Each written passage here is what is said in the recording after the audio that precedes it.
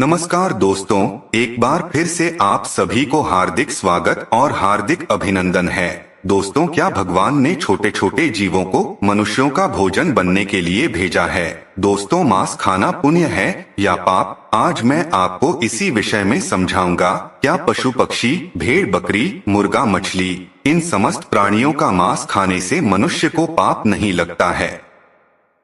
तो आइए आज की इस वीडियो में समझते हैं कि छोटे छोटे जीवों को मारकर खाना कितना सही है और कितना गलत है। आजकल ऐसे हजारों लाखों लोग मिल जाएंगे जो मांस खाने को सही मानते हैं। वह कहते हैं कि ईश्वर ने इन सब चीजों को हमें खाने के लिए ही बनाया है, अगर हम खाएंगे नहीं तो इनका होगा क्या? इस दुनिया में कुछ लोग ऐसे भी हैं जो जीव हिंसा करना घोर अपराध समझते हैं। मांस खाना उनके लिए बहुत बड़े पाप की बात है। आज मैं आपको इस वीडियो में कुछ महत्वपूर्ण बातें समझाऊंगा जिससे यह स्पष्ट हो जाएगा कि मांस खाना कितना सही है और कितना गलत। दोस्तों, किसी गांव की बात है। उस गांव में एक धनी व्यक्ति रहता था।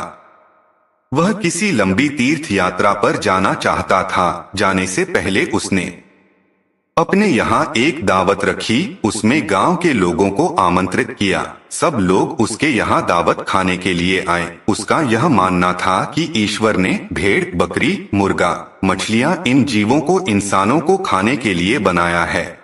इसलिए उसने अपने यहाँ दावत में भेड़ और मछलियों का मांस पकवाया। उसके यहाँ आए हुए सभी मेहमानों को भेड़ और मछलियों का मांस परोसा गया। जो लोग मांस खाने वाले थे उन्होंने मांस खाया और जो मांस खाना पाप समझते थे उन्होंने नहीं खाया। भोजन कार्यक्रम समाप्त होने के बाद उस धनी आदमी ने सभी मेहमानों को विदाई से पूर्व एक जगह बैठाकर कुछ भाषण देना शुरू किया। कई तरह की बातों पर उसने लोगों को समझाया। उन बातों में एक बात यह भी थी कि परमात्मा कितना कृपालु है। उसने अन्य भोजन के साथ साथ मनुष्यों को खाने के लिए स्वादिष्ट मछलियां और कई तरह के पशु पक्षियों को जन्म दिया है। उसकी इस बात का अधिकतर लोगों ने समर्थन किया। उसी सभा में एक 12 साल का लड़का बैठा हुआ था। उसने उस धनिक की बात को काटकर उससे कहा, श्रीमान जी, आप गलत कह रहे हैं। लड़के को उस धनिक की बात को काटते हुए देखा तो वहां उपस्थित सब लोग आश्चर्यचकित रह गए। धनिक बोला, बेटे, तुम क्या कहना चाहते हो? तब उत्तर में लड़का कहता है, श्रीमान जी, माना कि यह समस्त जीव परमात्मा ने बनाए हैं, परंतु आपको मारकर खाने के लिए नहीं। मछलियां, मेमने, भेड़, बकरा, मुर्गा इत्यादि पृथ्वी पर रहने वाले समस्त जीव जंतु मनुष्यों की तरह ही पैदा होते हैं और मनुष्यों की तरह ही उनकी मृत्यु होती है। मनुष्यों की तरह ही उन्हें पीड़ा होती है। कोई भी प्राणी किसी अन्य प्राणी से श्रेष्ठ और विशेष नहीं है। वह अलग बात है कि आपकी बुद्धि विकसित है और पशुओं की बुद्धि इतनी विकसित नहीं होती है। लेकिन आपकी विकसित बुद्धि का यह मानना गलत है कि अधिक शक्तिशाली और बुद्धिमान प्राणी अपने से कम शक्तिशाली और कम बुद्धि वाले जीवों को खा सकते हैं। यह कहना गलत है कि ईश्वर ने यह मूर्ख प्राणी हमारे भोजन के लिए बनाए हैं। हम अपने स्वाद के लिए, अपनी जीविका के लिए, अपने शरीर के पोषण के लिए किसी को भी जब चाहे मारकर खा सकते हैं। बात सिर्फ यह है कि हम इतने ताकतवर और चतुर हैं कि जब चाहे उन्हें पकड़कर मार सकते हैं। अपनों से कमजोर पर तो दुनिया रोब दिखा लेती है। इसका मतलब यह नहीं कि वे आपसे कमजोर हैं, आपकी पकड़ में आ जाते हैं तो भगवान ने उन्हें आपके खाने के लिए बना दिया है। जरा सोचो, मच्छर और पिशु हमारे शरीर का रक्त पीते हैं। उन्हें हमारे शरीर का रक्त बहुत अच्छा लगता है। शेर, चीता और भेड़िया, उनको भी हमारे शरीर का मांस बहुत स्वादिष्ट लगेगा और वे जब चाहे हमें पकड़कर हमारा शिकार भी कर सकते हैं। तो इसका मतलब यह नहीं हुआ कि भगवान ने हमें शेर, चीता, भेड़ियों के लिए बनाया है। यदि आप ऐसा मानते हैं तो फिर शेर, चीता, भेड़िया से अपनी रक्षा क्यों करते हो? आपका भोजन भगवान ने मेमना, भेड़ा, बकरा, मुर्गा, मछलियों को बनाया है, तो शेर, चीता, भेड़ियों का भोजन आपको जरूर बनाया होगा। दोस्तों, यह उन मनुष्यों की अज्ञानता का नतीजा है जो दया से रहित हो चुके हैं। जो अपने से कमजोर, दुर्बल और मूर्ख प्राणियों को पकड़ लेते हैं और फिर उन्हें अपना भोजन मानते हैं। अगर आपसे शक्तिशाली प्राणी आपको पकड़कर अपना भोजन माने तो आप बचने के लिए क्यों छटपटाते हो? उसे अपना शरीर क्यों नहीं खा लेने देते? शायद है भगवान ने ही आपको उसका भोजन बनाया हो। उस छोटे से लड़के का जवाब सुनकर धनिक का मुंह बंद हो गया। सब लोगों ने ताली बजाकर उस बच्चे के जवाब का समर्थन किया। लड़का बोला, सुनो, मैं तुम्हें भगवान श्री कृष्ण का एक और उपदेश सुनाता हूँ।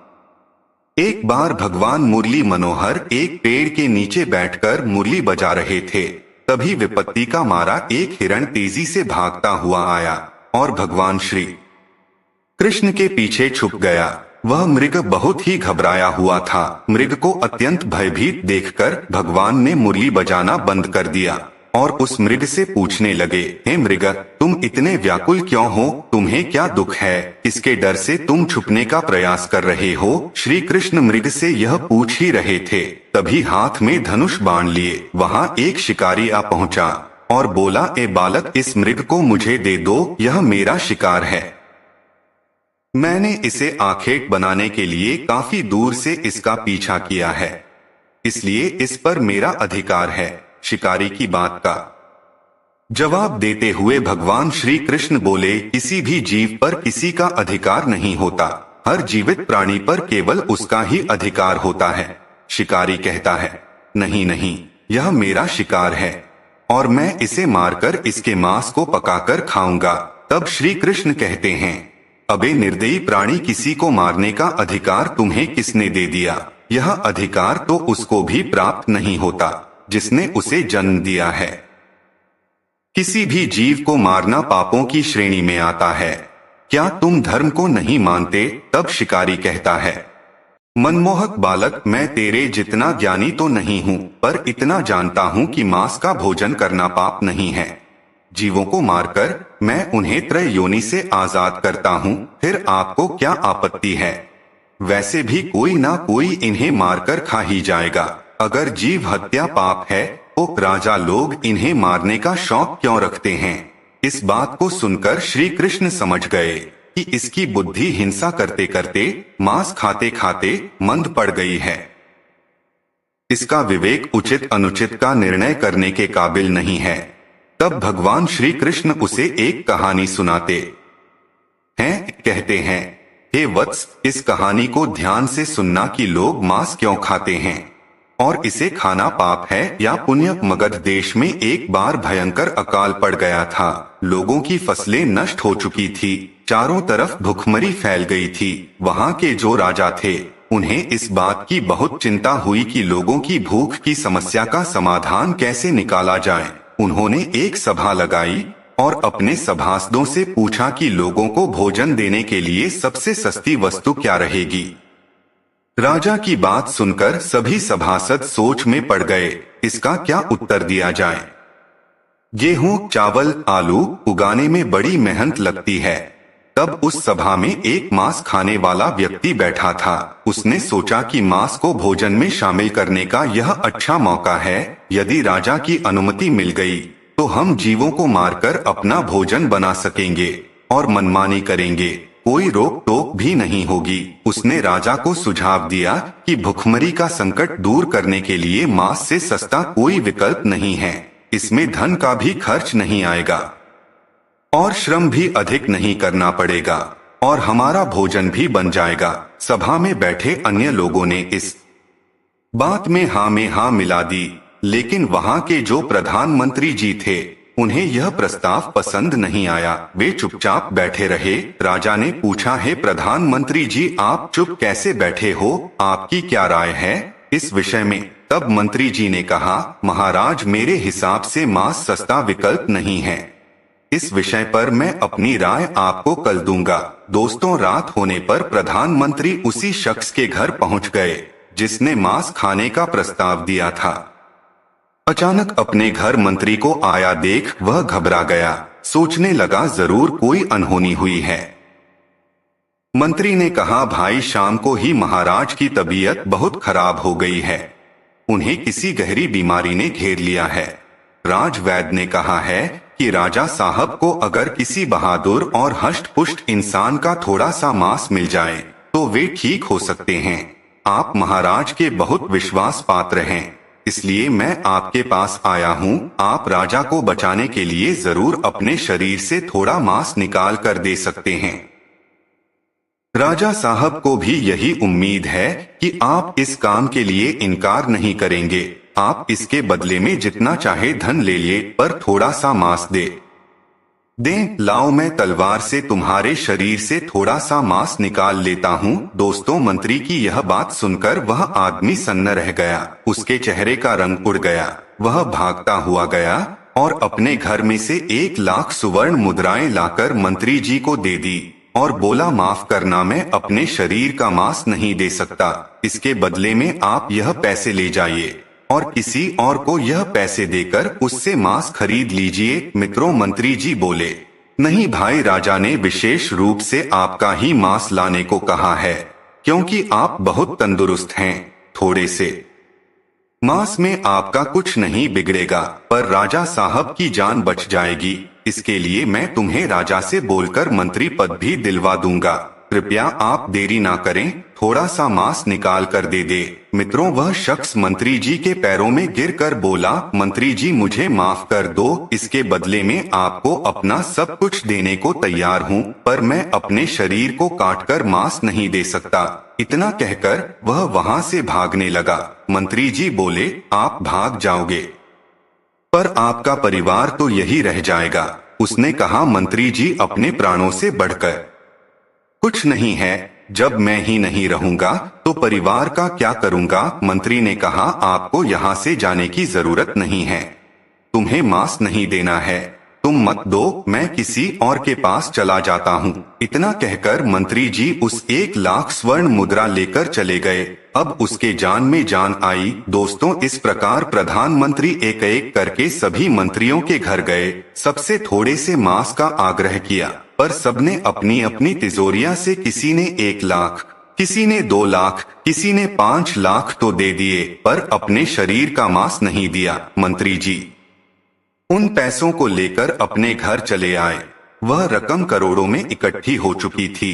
अगले दिन सारे मंत्री सुबह सुबह ही राजा के पास पहुंच गए, यह देखने के लिए कि राजा साहब स्वस्थ हैं या नहीं। उधर प्रधानमंत्री जी भी उन सारे पैसों को लेकर राजा के पास पहुंचे और उन पैसों को राजा के सामने रख दिया। वे पैसे करोड़ों में थे। राजा ने पूछा, मंत्री जी, इतने पैसे किस लिए लाए हो? तब मंत्री जी ने पूरी कहानी सुनाई कि महाराज, मैंने झूठ मूठ का एक नाटक किया था। मैंने उन समस्त मंत्रियों से यह कहा कि राजा साहब की तबीयत बहुत खराब है, यदि उन्हें थोड़ा सा मनुष्य का मांस मिल जाए तो वे ठीक हो सकते हैं। महाराज, मंत्रियों ने मुझे इतने पैसे तो दे दिए, पर आपके उपचार के लिए अपने शरीर से थोड़ा सा मांस नहीं दिया। कल लोग सभा में मांस का भोजन बहुत सस्ता बता रहे थे। अब आप ही सोचिए कि जीवित प्राणी का मांस कितना सस्ता है और कितना महंगा है। थोड़े से मांस के लिए करोड़ों रुपए देकर उन्होंने मांस देने से इनकार कर दिया। मित्रों, मंत्री जी की बात राजा को अच्छी तरह समझ में आ चुकी थी। इधर भगवान श्री कृष्ण ने उस शिकारी को समझाया कि देखो, अपना शरीर सबको प्रिय होता है, चाहे वह मनुष्य हो या कोई पशु, सबके मांस की उतनी ही कीमत होती है जितना सबके प्राण की। सबके प्राण उतने ही मूल्यवान होते हैं जितने की आपके, इसलिए किसी के शरीर को कष्ट नहीं पहुंचाना चाहिए। मनुष्य के जब अपने प्राणों पर आ बनती है तब तो उसे अपना शरीर बहुत प्रिय लगता है। दूसरे जीवों को मारने में वह एक पल भी नहीं लगाता, क्योंकि वह दर्दनाक पीड़ा उसको होती है, आपको नहीं। जिस दिन आपको होगी उस दिन मांस की कीमत आपको समझ आ जाएगी। दोस्तों, मैं उम्मीद करता हूँ कि भगवान लोगों की मानसिकता को बदले, उन्हें इस बात का एहसास कराए कि जीव हिंसा मनुष्य के समान ही अपराध है। छोटे से लेकर बड़े जीवों को जीने का परमात्मा ने पूरा अधिकार दिया है। उनका जीवन व्यर्थ नष्ट ना करें। अपने से थोड़े से आनंद के लिए, थोड़े से स्वाद के लिए उनका जीवन ना ले। सबको उतना ही कष्ट होता है जितना कि आपको। दोस्तों, मैं उम्मीद करता हूँ कि यह कहानी, यह विचार आपको जरूर पसंद आए होंगे। यदि वीडियो पसंद आया हो तो आगे भी शेयर करना न भूले। मिलते हैं अगली वीडियो में एक नई चर्चा के साथ। आप सभी का बहुत बहुत धन्यवाद। जय श्री कृष्ण।